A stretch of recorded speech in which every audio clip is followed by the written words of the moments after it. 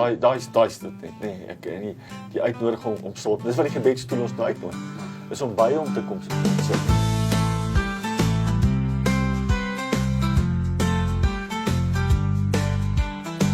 Môre, Rian, dit is goed om ons impaktspeler weer te sien vanoggend. Môre Gerry, hulle kan my die bomsquad doen. Ja, ons doen weer die bomsquad. Ja, Rias is nog steeds op verlof.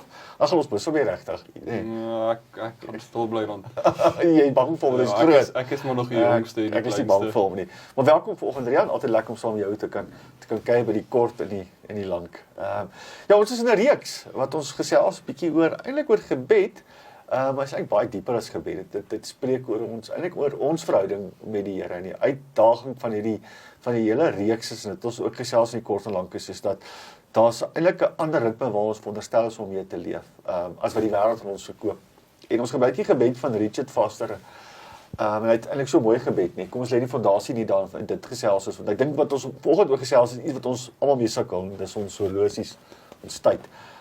So hy sê die volgende, Richard Foster, hy sê ek lê my skoene nie, ek trek my skoene uit, my strewe en my drome, ek maak my horlosie los, my haastige tye, ek gaan my bril af, my eie gesigte en sienings, ek laat my pen rus, my werk en my woorde, ek sit my sleutels neer, my sekerheid en my beheer, en dan sê hy die mooi deel hieronder, om stil te wees met die enigste ware God. Ons sukkel om stil te wees voor die Here, die reeks se naam is die gebedstoel, ons sukkel om stil te wees. Ja, ek dink daar's net so baie wat ons aandag aftrek en wat al ons mental realiteit vat. Tog, dis nou diep woorde daai, Ja, ek sit aan hierdie kant van die tafel, so ek moet nou mental realiteit, ja, okay? En ons fokus kom net nooit op waar dit moet wees nie. Ja, dit is ons meng ons Afrikaans nou mooi vanoggend, die distractions, nie? Ja, daar's baie van hulle net, nie? En dis wat hierdie gebed ons eintlik na toe uitnooi, nee, is om die distractions voor nee te sê, maar dis moeilik. Trek jou horlosie uit. Verteenwoordig ons tyd en hoe ons oor ons lewe. Dink want ons het almal net 'n beperkte tyd net, né? Jy sal nie sê nie, maar ek is 23. Net maar nie heeltemal nie. Maar ek is 52. Was ek? Ek is onthou nie. Maar wat tyd gaan so verskriklik vinnig verby net, né?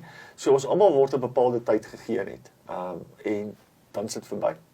Ja, en ek dink mense praat so baie van om jou tyd goed te benut. Ja. En ek dink ons eerste gedagte is, ja, ek moet al my tyd aan my werk bestee, wat goed is, ons moet hard werk, veral as die jeugpastoor wat nou hier sit.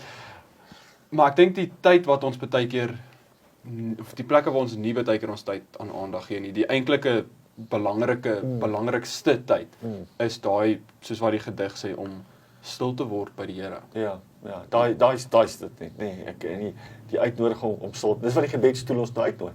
Is om by hom te kom sit net. Ons het nou net gesels voor ons begin opneem met oor hoe ek dink oor die laaste ruk oor my eie Bybelstudietyd, dat ek altyd op my foon was, maar dat ek nou teruggegaan het na die ou skool op die bladsye net, want die distractions van hierdie ouetjie met boodskappe wat deurkom en ons Henry het gepraat van al die goed wat jy nou kan aan en afsit op hom, maar ek weet nie altyd of ons ek het nie altyd die dissipline om dit te doen nie, so ek los hom nou nie eens nie, hy is eers dieselfde trek as ek nie, en dan maak ek my Bybel oop net, want hierdie ding wil my tyd hê, hy wil my lewe hê net, en as ek moet vir hom nee sê, as ek nie vermoed om vir hom nee te sê, moet ek op 'n ander plek gaan sit, dat hy nie my hart steel nie.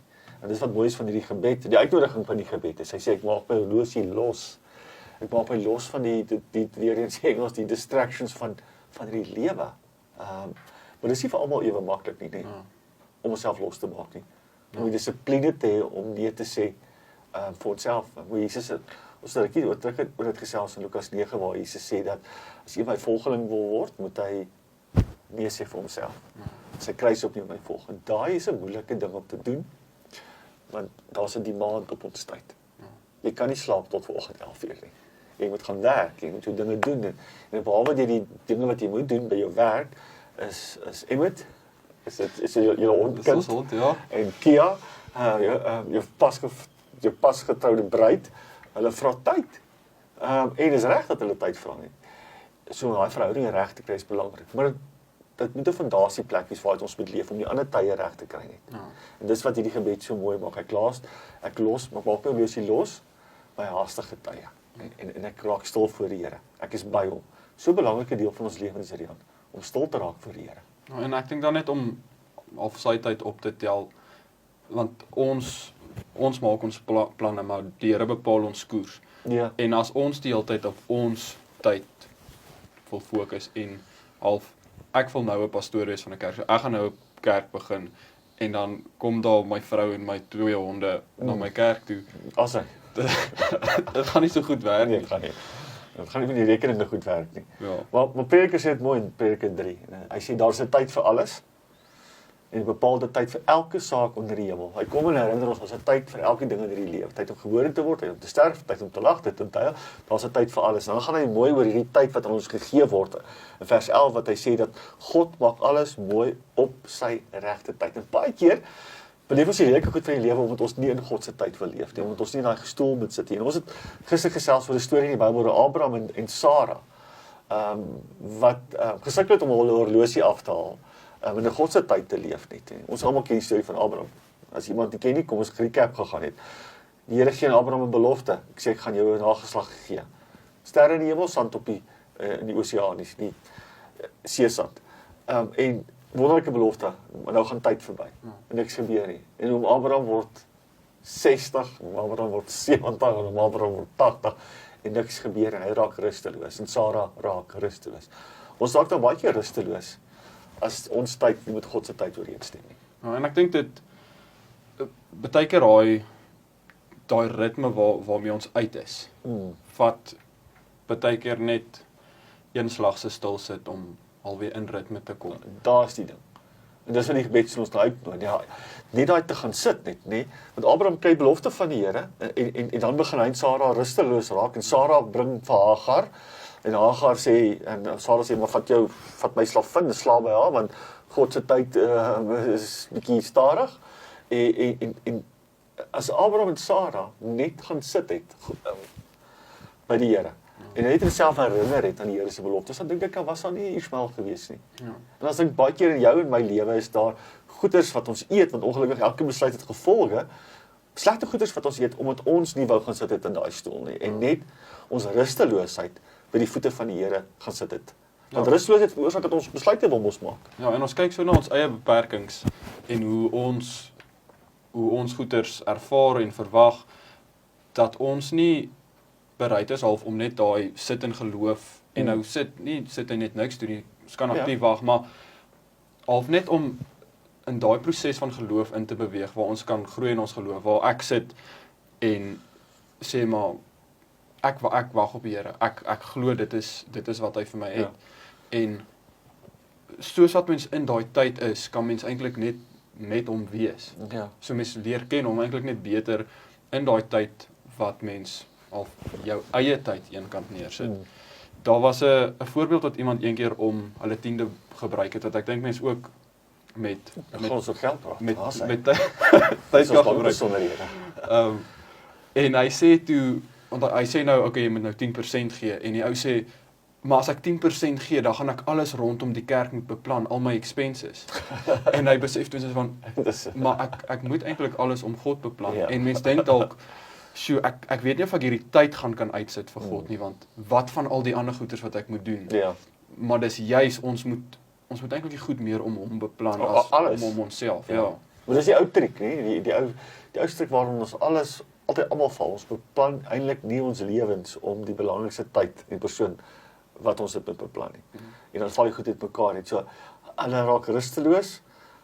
En dan gaan Prediker eintlik, dan sê die volgende, dis waar ons eintlik begin boer, waar hy vers 11 sê, en dit is wat Abraham en Sara toe uiteindelik beleef, is dat Prediker 3 vers 11 sê, hy het alles mooi gemaak op sy tyd. God maak mooi goed, jong, maar hy maak dit op sy tyd, en nie op ons tyd nie op ons horlosie tyd nie. En toe Abraham 100 is, en Sara 90 is, toe kom die Here en sê, nou is my tyd net. En hy gee vir hulle Isak. God se plan, en Isak, ken ons die storie, wie is dit? Isak se nageslag gebore, Jesus. Ons ken daai storie. Maar God se tyd, wanneer ons dit omvou in ons verhoudings, in ons huwelik, en die goeders wat die Here in ons harte gesit, die drome, die planne, wanneer ons leer om in sy tyd te wag, dan maak alles mooi. Dit is wat ons wil hê, in ons huwelike, in ons verhoudings, die grootpak van ons kinders, in ons besigheid, dat is ons nie mooi goeders. Daar's baie mense wat net hier in hulle lewens hardloop, nê? Van die een punt na die ander punt, en hulle dag is eintlik mislik, en hulle lewens is mislik, want die tyd waarvolgens hulle lewe, is die tyd van hierdie kronologiese horlosie, en ek sê nie, ons moet nou nie begin worry nie, want ek het 'n afspraak, in elk geval 'n halfuur van nou, maar toe ek moet gaan. Maar, dit kan nie die bepalende ding wees in ons lewens, daai tyd nie, die kronologiese tyd, die God se tyd moet, en dan het ons verantwoordelikhede wat daar uitkom nie.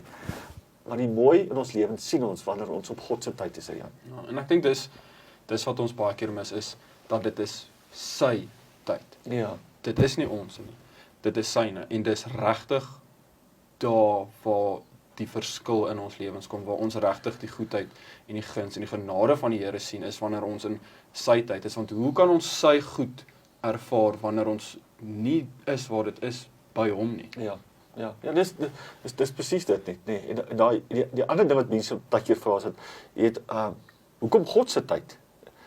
Die antwoord, dit is, omdat dit God se tyd is, wys op God.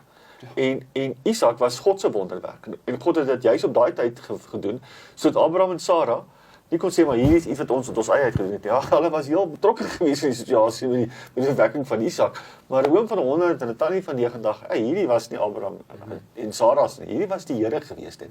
En wanneer God op sy perfekte tyd in ons lewens instap, en wanneer ons hom toelaat uit daai gebedsplek uit, dan sien ons eintlik die mooi wonderwerke van God.